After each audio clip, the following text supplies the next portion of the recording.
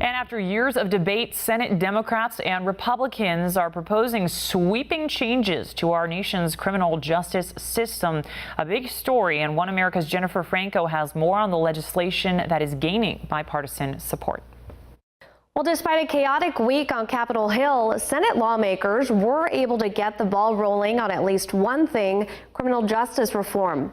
Thursday, a bipartisan group of 9 senators unveiled a bill that would implement major changes to the way the U.S. deals with lawbreakers. We preserve Maine mandatory minimums, but we lower some and expand some of the enhanced minimums to make sure that violent and repeat drug offenders stay in prison and out of our communities.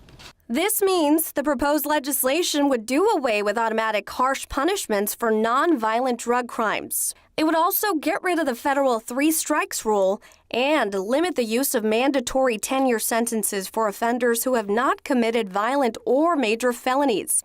Well-behaved inmates could see a reduction in their sentences by as much as 25%, while violent offenders, sex offenders, and inmates convicted of terrorism charges would be excluded. We are bringing real reform to our prisons that give low-risk inmates a chance to return to society earlier with better prospects. Many of the new rules could be applied retroactively, meaning an estimated 6,500 people now in prison would be able to petition for new sentences if the bill becomes law.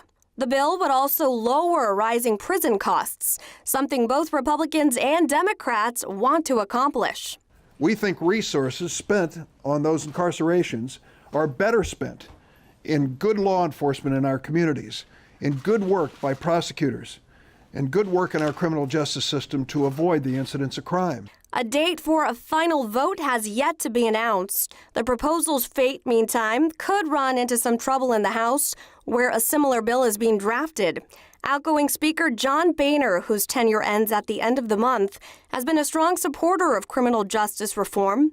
However, amid this transitional period, it's unclear where the new leadership team will stand on the issue, potentially pushing back congressional review until 2016.